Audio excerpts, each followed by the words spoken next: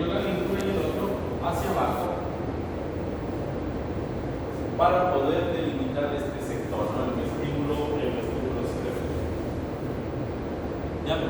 De aquí nos encontraríamos finalmente con una fisura. La extensión de la fisura horizontal, algunos la describen, en este caso es medio, la describen hasta abajo del nódulo. Entonces, por eso, este es el nódulo, esta partecita azul de acá, la bolita, la nódulo. El surco, la fisura horizontal que venía por acá, se extiende como un surco, también denominada fisura, que se llama fisura úvulo-nodular. ¿Por qué se llama así? Porque pasa por entre el nódulo y la úvula que es esta estructura de trabajo. Bueno, el nódulo y la úvula. La fisura horizontal se abre en dos, una que pasa por encima del flóculo, otra que pasa por abajo del flóculo. Cuando se topa con el nódulo, pasa por debajo del nódulo, dando lugar a la fisura úvulo-nodular. ¿Para qué nos sirve esto? Para poder identificar algunos elementos que vamos a ver más adelante. Ya, acá está. Esto es lo que les quería mostrar. Bien. Ya. Esta es la división que acabamos de ver, ¿cierto? Es la división funcional del cerebelo. ¿Cuál era? Vestíbulo cerebelo, destino cerebelo y fondo cerebelo. ¿Qué es lo que sucede en el embrión? Se da este fenómeno. ¿Sí? Lo que está en rojo es lo primero que aparece. ¿Sí? Ese es el arquicerebelo. El paliocerebelo ocupaba todo el vermis, salvo los extremos. Y el neocerebelo se encargaba de distribuirse en la porción media del vermis y luego se abría a todos los hemisferios. ¿Sí? Entonces hay sutiles cambios, como el no incluir a la úvula en un caso, para el arquicerebelo. El paliocerebelo, si ustedes se dan cuenta, es solamente este sector. En cambio, ya cuando crece el individuo, ya desarrolla el individuo, ya se incluye todo el lóbulo principal. ¿Sí? Esta parte de acá, que es paliocerebelo, aquí ya deja de ser paliocerebelo y forma parte del neocerebelo, del arquicerebelo.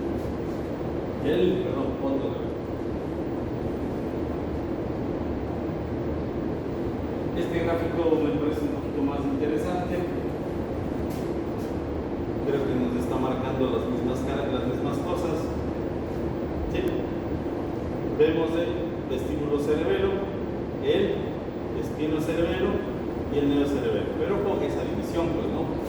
El que era el paliocerebelo está en rosado. Acá es lo que queda destino cerebelo y esta porción que corresponde al vestíbulo cerebelo. Miren el neocerebelo. Ahora, el neocerebelo, que es la división ontogénica del desarrollo evolutivo, el neocerebelo es el último en aparecer, pero en la división funcional no se llama neocerebelo, se llama pontocerebelo. ¿Por qué se llama pontocerebelo? Porque la principal fuente de información son las neuronas que están en el bulbo y el puente, las neuronas del complejo libar inferior y las neuronas pontinas que generan las fibras pontocerebelosas. ¿Sí? Entonces, una forma interesante de ver el cerebelo es como lo denota en este gráfico. Si ustedes se dan cuenta, el helechito hizo esto. Creció primero así, como aquí teníamos la protuberancia. El helechito primero creció una cosita así. Entonces de aquí se formó el nódulo y la língula. Este es el arquicerebelo. ¿Sí? Arquicerebelo. Después de eso se formó algo más grande acá atrás y se formó un vermis más voluminoso. Un vermis más voluminoso. Este vermis más voluminoso tomaba el nombre de paliocerebelo. Y después se formaron los hemisferios, ya formaron una pequeña extensión acá y luego volvieron a los otros con los hemisferios. ¿Sí? Eso tomó el nombre de neocerebelo. ¿Ok? Después del neocerebelo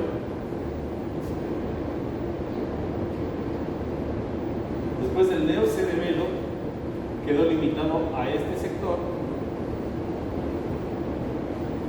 El pontocerebelo quedó limitado a este sector e incluyó parte de los hemisferios, y el vestíbulo cerebelo se limitó al nódulo y nada más que el nódulo. ¿Sí? Entonces, cuando eso sucedió, cuando el neocerebelo quedó restringido al área blanca, tomó el nombre de pontocerebelo. Cuando el paliocerebelo quedó restringido al lobulillo principal, tomó el nombre de espinocerebelo. Y cuando el arquicerebelo quedó limitado al nódulo, tomó el nombre de vestíbulo cerebelo. ¿Sí se entendió? Entonces ahora sí vamos al gráfico. Este gráfico lo que quiere es mostrarles una visión panorámica de cómo está distribuida esta división funcional: vestíbulo, ponto y espinocerebelo. Y si es que ustedes abrieran al cerebelo así, o de lo que está hecho como un helechito, que van creciendo las cosas cada vez más modernas encima, si es que ustedes le abren ahí, lo que obtienen es una especie de paracaídas que les permite ver las dos estructuras en todo su plano.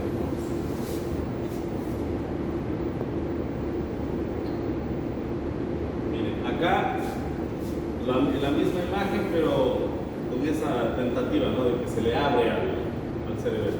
Y miren ustedes, esta pintura sería funcional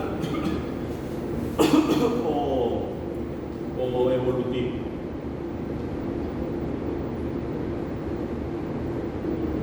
¿Por qué? Porque no se para por las áreas, no por El desarrollo de, sí, las partes más antiguas están creciendo, las primeritas en crecer formaban el arquicerebelo, en rosado el paliocerebelo y en verde el neocerebelo. ¿Por qué es importante tomar en cuenta estas cosas? Porque después la organización final que se da lugar en esta, y es visible en esta imagen, ¿sí?, nos permite entender qué fue lo que pasó, de dónde salieron las cosas. Miren esa imagen, acuérdense bien. Ahora miren esta, ahí ven las diferencias, ¿no es cierto? Esta parte roja era el paliocerebelo, el que nos permitía mover las patitas, el que nos permitía, a través de las funciones que se iban a la médula espinal, mover las aletas, mover los pies y las manos. Después, estas estructuras lo que hicieron ya fue extender su función cortical a los lados y dieron lugar al área del espinocerebelo. Y eso se reflejó en la formación de un homúnculo. ¿Sí ven ese muñequito como macaco dado la vuelta? ¿Sí? Esto se da en la cara superior, justo en el lobulillo principal. Es un área funcional que describe la capacidad de coordinación del cerebelo en el eje para mantener la postura. Es lo que nos permite, ese es el área que nos permite mantener la bipedestación, el equilibrio, la rectitud y la coordinación de los movimientos en sentido vertical. ¿Qué es lo que sucede cuando se daña ese sector? Usted empieza a caminar como caminan los borrachos, es lo que se anula cuando usted se ha tomado los palos. ¿Sí? Usted está caminando así, usted es incapaz de poner un pie delante del otro. ¿Sí? Porque se pierde la capacidad de organización en el eje del cuerpo, de coordinar todos los elementos, columna, miembros inferiores, superiores, toda la información que subía desde los espinos cerebelosos y el túnel cerebeloso. ¿Ya? Entonces, esta es la representación, es el área que más se afecta. Por eso una persona que tiene un tumor en ese sector está perfecta de los movimientos de las manos, de los pies, pero camina como borracho. ¿Sí? Y eso se llama alteración o ataxia. la incapacidad de desplazarse se denomina ataxia, ¿no? Entonces, cuando usted no puede generar desplazamiento de los miembros superiores, es ataxia de miembros superiores. Cuando usted no puede caminar por esa incapacidad de reproducir desplazamiento, se denomina ataxia de la marcha. ¿Ya? Y esa ataxia, ustedes han visto las bicicletas para dos personas, esas se llaman bicicletas de tándem. ¿Sí? Entonces, una persona que está caminando, ¿ya? No puede dar un paso adelante de otro, pues hacen la prueba cuando están chumados, ¿no es cierto? Cuando les agarran los de la CT, ¿ya? O les mandan a que usted camine en fila india. ¿Sí?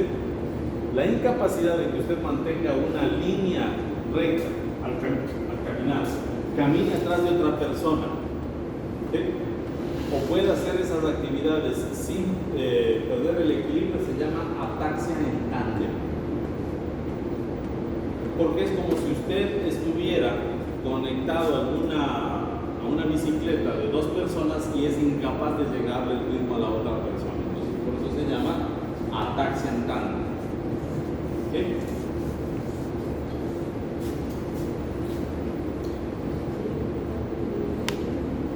Se ha dicho de paso, aquí pueden ustedes observar, ¿no?, que hay también dos muñequitos. Estos dos muñequitos están en otro sector, están en esta área anaranjada de acá, a los lados.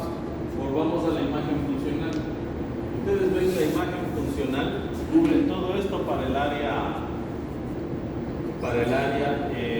pontocerebelosa.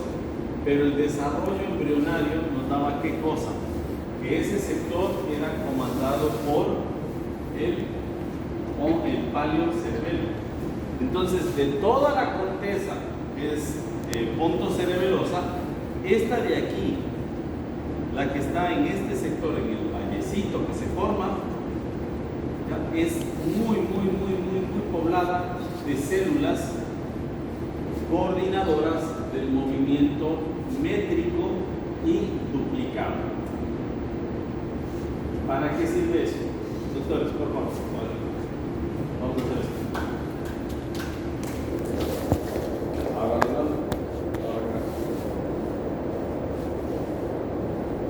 Hagan como robots, como les digo, pues. Ustedes han logrado coordinar esos movimientos gracias a que tienen estas áreas internas. ¿Okay? La metría es la capacidad que tiene el cerebelo de ustedes proporcionarles un cálculo automático. Es un cálculo que ustedes aprendieron, pero es automático, no necesita de la conciencia, para que usted emita la mano, se quede a esta altura, cierre la mano, ¿sí?, para que usted abra el brazo y se toque la nariz y no se esté tocando el ojo o se dé un golpe en la oreja, ¿sí? Por eso se llama metría. El cerebelo, en base a la información de su propia percepción, ya, yo cierro los ojos y sigo tocándome la nariz, es por mi propiocepción consciente y la propiocepción inconsciente que sigo haciendo eso, ¿sí? Eso se llama metría.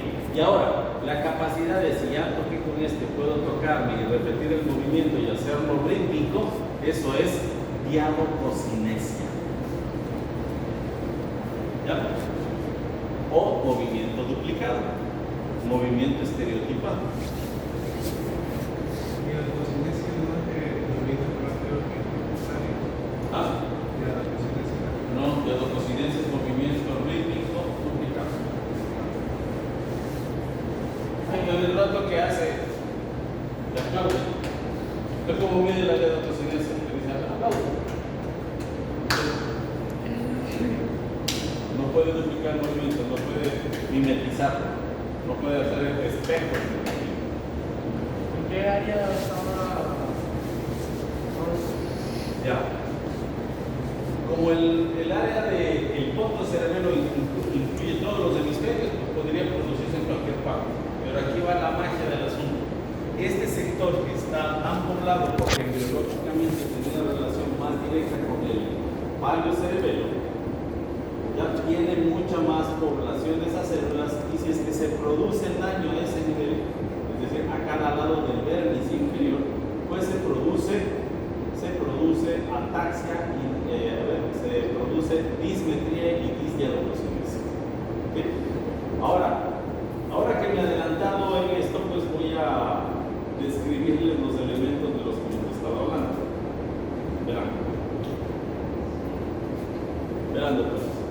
Acá es un esquema, pero este sector de acá, ¿qué es? Es el vermis, ¿cierto?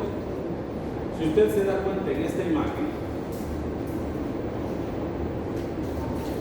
este es un cerebelo cortado. Hay un vermis superior y un vermis inferior, ¿cierto? ¿Sí? Una porción superior del vermis y una porción inferior. ¿Quieren acercarse? Una porción inferior y una porción superior. Ya lo vamos a ver en el crecimiento medio. Entonces, esto de acá era el antiguo, esta partecita de acá, esta profunda, el flóculo, el nódulo y la língula, eran la parte más antigua, lo que correspondía al arquicerebelo. De ahí nos quedábamos con estas porciones de acá, esta porción de vermis y esta porción de vermis para el paleocerebelo. Y después se abría así el neocerebelo. Entonces, en el desarrollo, el área de paleocerebelo se extiende en el vermis superior hacia los lados y forma un lobulillo principal que va a ser el futuro espino cerebelo. Y aquí nosotros mantenemos el equilibrio, ¿no es cierto? La movilidad, mantenemos la ataxia, el desplazamiento, podemos coordinar también metría,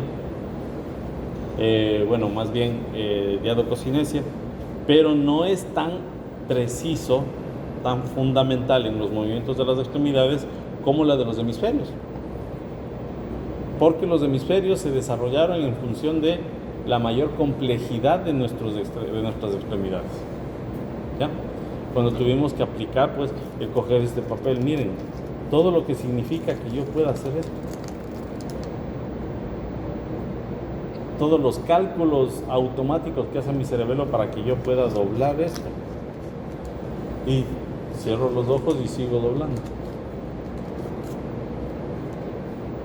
En base a toda la información sensitiva que estoy recibiendo a través de mis extremidades. Y para que el cerebro registre y ejecute. ¿Ya? Entonces, eso sucedió por ese proceso evolutivo y reemplazó el paleocerebelo, ¿ya? El paleocerebelo por un sector que se denominó espinocerebelo. El vestíbulo cerebelo, que era esta área, mejor dicho, el arquicerebelo, que era esta área antigua, se quedó tal cual, menos la língula, y se encargó de mantener el equilibrio, o sea que la persona no esté lateralizándose. ¿Ya?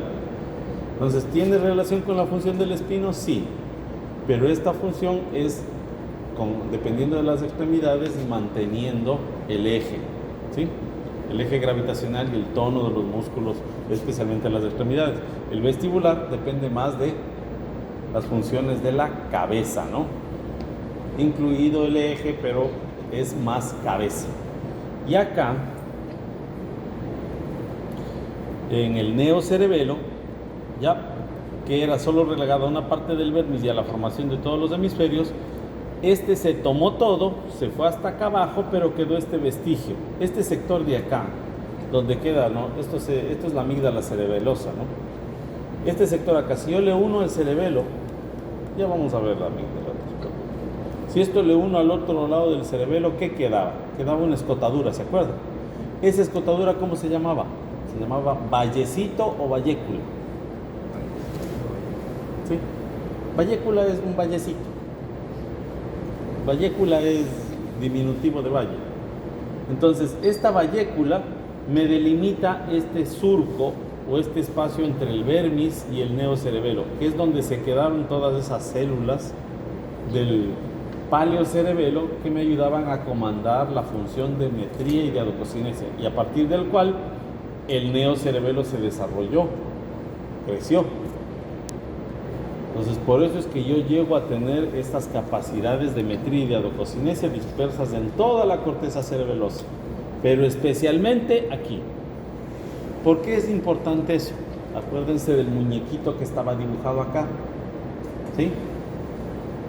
El milagro que se da es que por el desarrollo, como de aquí salió el neocerebelo, yo puedo, en una cirugía puedo cortar un pedazo del cerebelo y la persona desarrolla un poco ataxia y se le va. Pero yo toco la vallécula, toco el sector del paravermiano, ¿no? Este sitio que les explico, y la persona queda con dismetría y disdiadococinesia de ese mismo lado y que no se resuelve. ¿De ese mismo lado? De ese mismo lado. Aquí un dato importante. Acuérdense que en la médula sí se les dice en el video de médula. El espino cerebeloso dorsal, ¿se decusa o no se decusa? Va directo. El espino cerebeloso ventral, ¿se decusa o no se decusa? Se decusa. Pero se vuelve a decusar en los pedúnculos cerebelosos superiores. Entonces regresa a su mismo lado. ¿Ya? Las fibras del dento rubral están de ese lado, se decusan y luego el rubro espinal se vuelve a decusar, regresan a otro lado. Entonces, una característica también importantísima que sería bueno que recuerden es que el cerebelo mantiene sus funciones en el mismo lado, no porque no se decusa, sino porque se decusa más de una vez y regresa a su mismo lado. Entonces, si una persona presenta dismetría de la mano derecha, ¿qué hemisferio estará afectado? ¿O qué vallécula estará afectado? Derecho. Es del mismo lado. ¿Ok? Ya.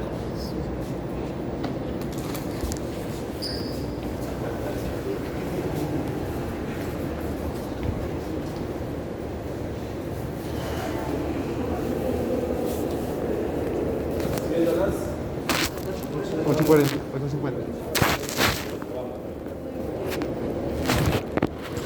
Entonces, estos son componentes del productorio que repetiremos el día de hoy, en teoría. A los que no quería ir, decido directamente dedicarme a la parte descriptiva, pero ya que me parecieron. Vamos a la configuración externa. Hablábamos de una cara superior, una cara inferior y una cara interior, ¿no es cierto? Esta cara anterior, muchas de las veces es descrita como parte de la cara inferior. Está la cara superior, la cara inferior y la cara anterior, que suele algunos autores describir directamente con la cara inferior. Bueno, configuración externa. ¿Qué es lo que nos dice la configuración externa? Vamos, doctor Cuipal, lea.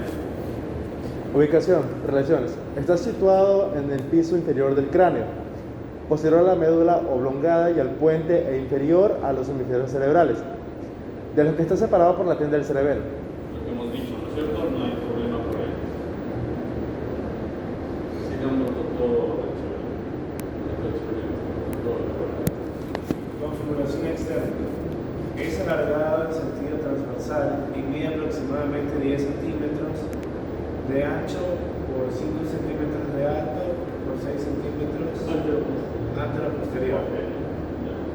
Presenta 3 caras, superior, inferior y anterior. Ya sabemos que la inferior puede incluir a la anterior.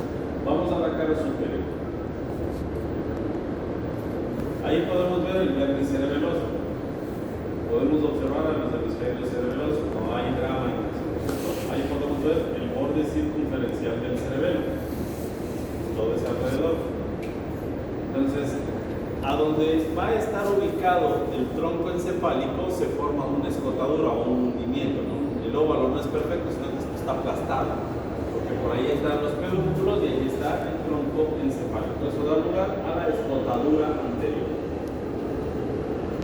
Hacia atrás podemos ver que el vértice, al no haber crecido mucho y haber permitido que los hemisferios crezcan más, se forma otra escotadura, la escotadura posterior. Eso en forma muy general, ¿no es cierto? Ahora vamos a la cara inferior. Podemos observar que la escotadura anterior y posterior se unen a través de una depresión que se forma entre los hemisferios y el vértice, denominado vallécula cerebelosa o vallecito, ¿no? Ahí podemos ver el vértice del cerebelo, la cara inferior, la